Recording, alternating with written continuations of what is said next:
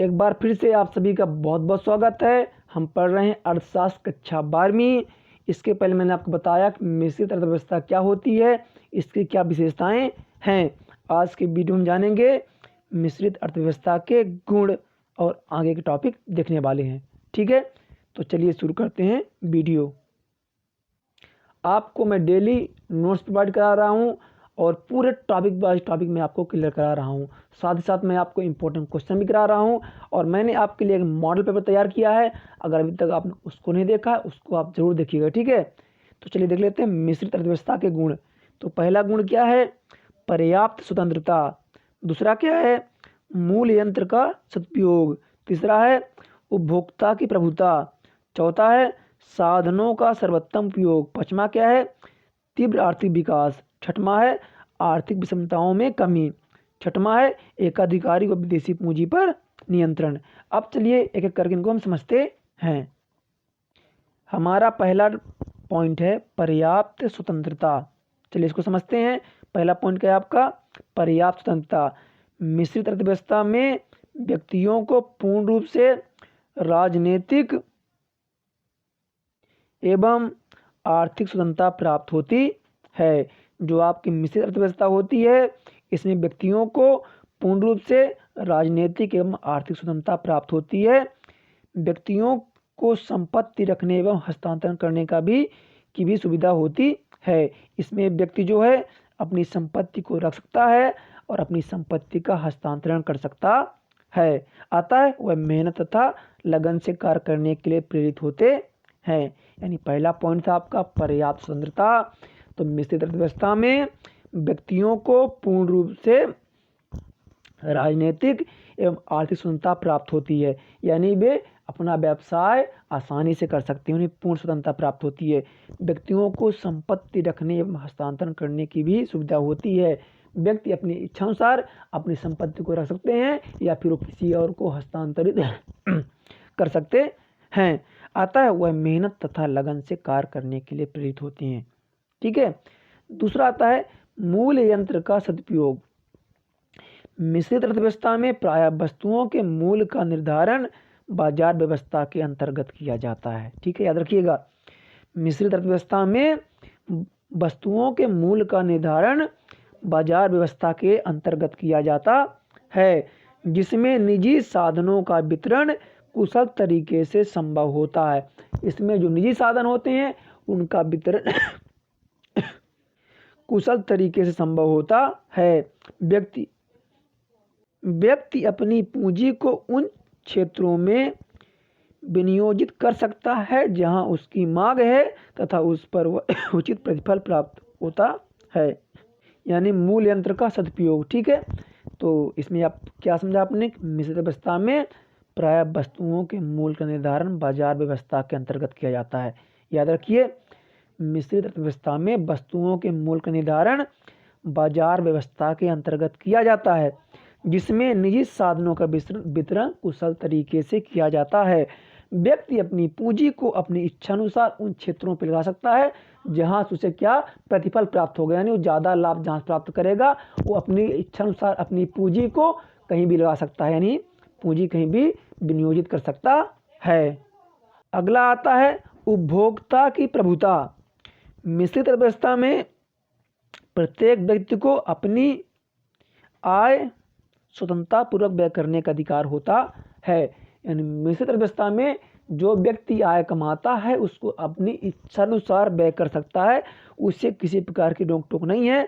अतः उसे अधिकतम संतुष्टि की प्राप्ति होती है, क्योंकि इसमें जो व्यक्ति होता है अपनी आय को अपनी इच्छानुसार व्यय कर सकता है, जो कि समाजवादी अर्थव्यवस्था में ऐसी व्यवस्था नहीं थी। लेकिन मिश्रित अर्थव्यवस्था में ऐसी व्यवस्था है कि जो व्यक्ति है वो अपनी आय को अपनी इच्छानुसार व्यय कर सकता है। अतः उसे क्या होगा? अधिकतम संतुष्टि की प्राप्ति होती है तथा वह अधिक परिश्रम करके अधिक आय प्राप्त करने का प्रयास करता है।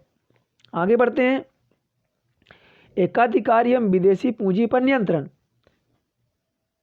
तो मिश्रित अर्थव्यवस्था में लाइसेंस प्रणाली एवं विदेशी पूंजी विनियोग की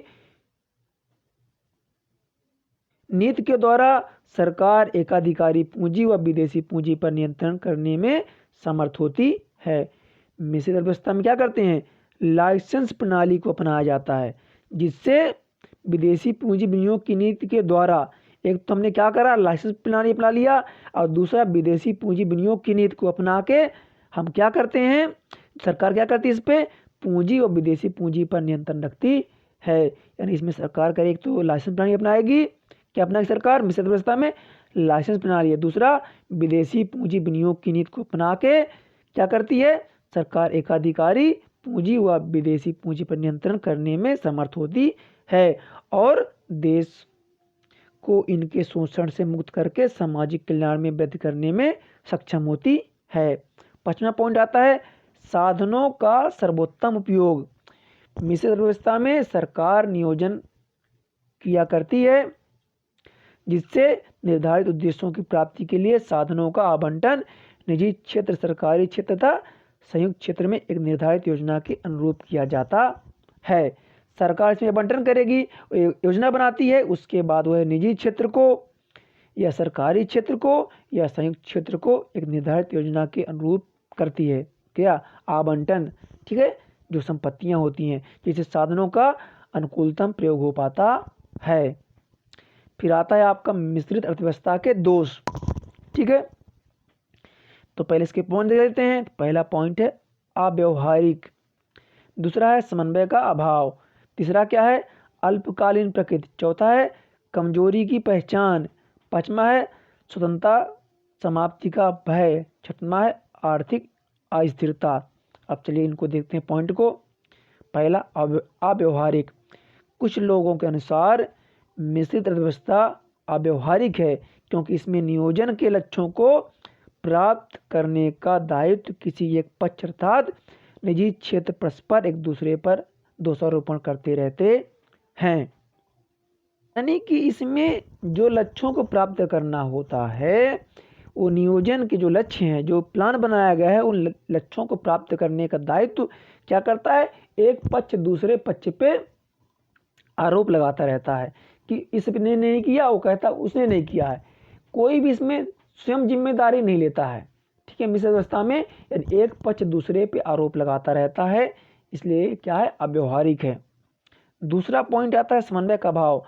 मिश्रित अर्थव्यवस्था में पूंजीवाद एवं समाजवाद दोनों का मिश्रण होता है। मैंने आपको पहले बताया है कि मिश्रित अर्थव्यवस्था में पूंजीवाद समाजवाद दोनों का मिश्रण होता है और इसका उद्देश्य इन दोनों को ही लाभ प्रदान करना है, ठीक है। और उद्देश्य क्या होता है, यानी समाजवादी को भी लाभ मिले और पूंजीवाद को भी लाभ मिले। यह उद्देश्य तभी पूर्ण हो सकता है जबकि दोनों में पूर्ण समन्वय व समझदारी हो, ठीक है ना। लेकिन ऐसा नहीं है, पूंजीवादी का मुख्य उद्देश्य लाभ कमाना है, समाजवादी का मुख्य उद्देश्य समाज की सेवा करना है, इसलिए दोनों के मध्य समन्वय का अभाव है, जिस कारण से ये थोड़ा सा सही तरीके से कार्य नहीं कर पा रही है मिश्रित अर्थव्यवस्था। अब आता अल्पकालीन प्रकृति। मिश्रित अर्थव्यवस्था के संबंध में कहा जाता है कि इसकी प्रकृति अल्पकालीन होती है, यानी थोड़े समय के लिए होती है। कुछ समय पश्चात निजी व सार्वजनिक क्षेत्र का संघर्ष चरम सीमा पर पहुंच जाता है। यानी जो ये व्यवस्था है, अर्थव्यवस्था है, ये अल्पकालीन होती है, कुछ समय बाद निजी क्षेत्र यानी पूंजीवादी और समाजवादी में संघर्ष चरम सीमा पर पहुंच जाता है। यदि निजी क्षेत्र अपना प्रभुत्व प्रदर्शित करते हैं तो सार्वजनिक क्षेत्र समाप्त होने लगता है। अगर इस अर्थव्यवस्था में निजी क्षेत्र अपना प्रभुत्व, अपना अधिकार जताने लगेंगे तो सार्वजनिक क्षेत्र नष्ट होने लगते हैं, यानी समाप्त होने लगते हैं। कमजोरी की पहचान। कुछ आलोचकों की दृष्टि में मिश्रित अर्थव्यवस्था कमजोरी की पहचान या चिन्ह है। समाजवादी के अनुसार इस अर्थव्यवस्था के द्वारा पूंजीपति श्रमिकों को अस्थायी रूप से अपने पक्ष में करना चाहते हैं। कुछ लोग कहते हैं कि जो पूंजीपति लोग हैं वो श्रमिकों को अस्थायी रूप से अपने पक्ष में करना चाहते हैं। फिर अगला आता है स्वतंत्रता समाप्ति का भय। मिश्रित अर्थव्यवस्था में नियोजन तथा आर्थिक जीवन पर लगाए गए नियंत्रणों के कारणों का अधिनायकवादी प्रवृत्तियों के उदय तथा स्वतंत्रता की समाप्ति का भय रहता है। अब इसके बाद बहुत ही महत्वपूर्ण प्रश्न आता है अर्थव्यवस्था की केंद्रीय समस्याएं। इस क्वेश्चन को आपको जरूर तैयार करना है। एक क्वेश्चन आप नहीं छोड़िएगा, बहुत इंपॉर्टेंट क्वेश्चन है, कई बार आपकी पेपर में आ चुका है कि अर्थव्यवस्था की केंद्रीय समस्याएं लिखिए, या अर्थव्यवस्था की कौन कौन सी केंद्रीय समस्याएं हैं। ठीक है, तो चलिए देखते हैं अर्थव्यवस्था की केंद्रीय समस्याएं। पहली समस्या क्या है, किन वस्तुओं का उत्पादन किया जाए। पहली समस्या क्या है, किन वस्तुओं का उत्पादन किया जाए। दूसरा, उत्पादन का ढंग क्या हो, यानी उत्पादन तरीका क्या हो। उत्पादन किन लोगों के लिए किया जाए। चौथा, पूर्ण रोजगार के स्तर की स्थापना कैसे हो। पांचवा, संसाधनों के उपयोग और उत्पादन के वितरण में कुशलता कैसे प्राप्त हो। आर्थिक विकास की प्रक्रिया कैसे तेज हो। ये क्या है, अर्थव्यवस्था की केंद्रीय समस्याएं हैं। बहुत महत्वपूर्ण प्रश्न है, मैं आपको बार बता रहा हूं, इसको आपको जरूर तैयार करना है। ठीक है, तो पहला पॉइंट आता है किन वस्तुओं का उत्पादन किया जाए। प्रत्येक अर्थव्यवस्था को निश्चित करना होता है कि किन वस्तुओं का उत्पादन किया जाए, है ना। जितनी भी अर्थव्यवस्थाएं होती हैं सबको निश्चित करना होता है कि किन वस्तुओं का उत्पादन उसे किया जाए, क्योंकि अर्थव्यवस्था चाहे विकसित हो या पिछड़ी, उसके साधन लोगों की आवश्यकताओं को संतुष्ट करने के लिए अपर्याप्त होते हैं। ठीक है ना, चाहे भले अर्थव्यवस्था विकसित है या पिछड़ी हुई है, लेकिन जो वहाँ साधन हैं वो लोगों की आवश्यकताओं की पूर्ति करने के लिए पर्याप्त हैं, क्योंकि लोगों की आवश्यकताएं क्या हैं, असीमित है, और साधन हमारे लिए क्या हैं, सीमित हैं। इसलिए अतः यह समस्या मुख्य रूप से सीमित साधनों के वितरण से संबंधित है। क्योंकि साधन क्या है, सीमित हैं, इसलिए सबसे बड़ी समस्या है किन वस्तुओं को उत्पादन किया जाए जिससे जो उपभोक्ता हैं या जो समाज है उसको अधिकतम संतुष्टि की प्राप्ति हो। दूसरा पॉइंट है उत्पादन का ढंग क्या हो, यानी वस्तुओं के उत्पादन करने के अनेक ढंग होते हैं, इसलिए किन रीतियों द्वारा उत्पादित किया जाए यह निर्णय लेना आवश्यक होता है। क्योंकि आप सबको पता है उत्पादन के बहुत सारे तरीके होते हैं, लेकिन कौन सा तरीका अपनाया जाए उत्पादन करने के लिए, अर्थात उत्पादन का संगठन किस प्रकार से किया जाए, उत्पादन की कौन सी रीत अपनाई जाएगी, यह उत्पादन के साधनों की पूर्तता उनके सापेक्षिक मूल्यों पर निर्भर करता है। यानी कौन उत्पादन तरीका कैसे अपनाया जाए, तो इसके लिए कि आपके पास क्या साधन है, ठीक है,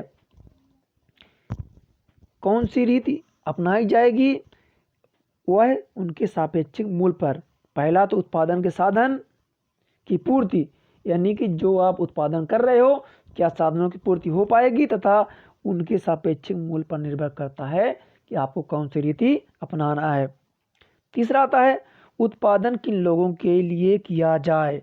अर्थव्यवस्था की समस्या उत्पादन के वितरण की होती है, अर्थात उत्पादित वस्तुएं किस प्रकार उपभोक्ताओं तक पहुंचाई जाएं। वस्तुओं का वितरण व्यक्तियों के वर्ग तथा अन्य आय के स्तर पर निर्भर करता है, जो अंततः तक पहुंचाई जाए। वस्तुओं का वितरण व्यक्तियों के वर्ग तथा आय के वितरण असमान है, जैसा कि प्रायः कीमत यंत्र द्वारा संचालित पूंजीवादी प्रणाली में होता है। यानी तीसरा आता है उत्पादन किन लोगों के लिए किया जाए। तो अर्थव्यवस्था की एक समस्या उत्पादन के वितरण की होती है, क्योंकि यहाँ पे हर व्यक्ति की आय भिन्न भिन्न होती है, तो इसकी एक सबसे बड़ी समस्या है कि किस आय के स्तर पे उत्पादन किया जाए जिससे व्यक्तियों के तक अंत तक वस्तु पहुँच पाए। क्योंकि जब देश क्या होता है, विकासशील होता है, तो सबसे बड़ी समस्या यहाँ होती है कुछ लोग बहुत ज़्यादा गरीब होते हैं, कुछ लोग बहुत ज़्यादा अमीर होते हैं। यानी कौन सी वस्तु उत्पादन करें जो सब तक पहुँचे और सबको समान रूप से मिले, यह भी एक समस्या है। आगे बढ़ते हैं, पूर्ण रोजगार के स्तर की स्थापना कैसे हो, यानी कि पूर्ण रोजगार का जो स्तर है वो कैसे किया जाए। अर्थव्यवस्था का एक प्रमुख कार्य साधनों को रोजगार उपलब्ध कराना होता है, ठीक है ना। यानी कि अर्थव्यवस्था का प्रमुख कार्य साधनों को रोजगार दिलाना होता है। साधनों की सीमितता तथा असीमित अवस्थाओं के बावजूद उत्पादन के यह साधन बेरोजगार रह जाते हैं। श्रम शक्ति में काफ़ी लोग बेकार रह जाते हैं, मशीनों की क्षमता होने के बावजूद उनका पूर्ण उपयोग नहीं किया जाता है। ठीक है। प्रश्न आता है संसाधनों के उपयोग और उत्पादन के वितरण में कुशलता कैसे प्राप्त हो। यानी जो संसाधन है और जो उत्पादन के वितरण है, इन साधनों के पूर्ण उपयोग के साथ साथ यह भी आवश्यक है कि उनका प्रयोग कुशलता ढंग से हो। साधनों के कुशलता प्रयोग की समस्या प्रत्येक अर्थव्यवस्था के समक्ष होती है कि उसके पास जो साधन है उनका कैसे प्रयोग किया जाए कि वो कुशलतम तरीके से उनका उपयोग हो सके। ठीक है। इस समस्या के अंतर्गत साधनों के विभिन्न उत्पादन कार्यों में आवंटन कुशल बनाना तथा उद्योग विशेष को इन साधनों के आवंटित हो जाने के पश्चात उनमें अधिकतम उत्पादन प्राप्त करना सम्मिलित होता है। ठीक है ना। एक क्वेश्चन आप जरूर तैयार कर लीजिएगा। अब 4 पॉइंट भी तैयार कर लेंगे तो आपके लिए पर्याप्त है। ठीक है। तो आपसे अगले वीडियो मिलेंगे और इंपॉर्टेंट क्वेश्चन के साथ। अगर चैनल पहली बार आए हैं सब्सक्राइब जरूर कर लीजिएगा।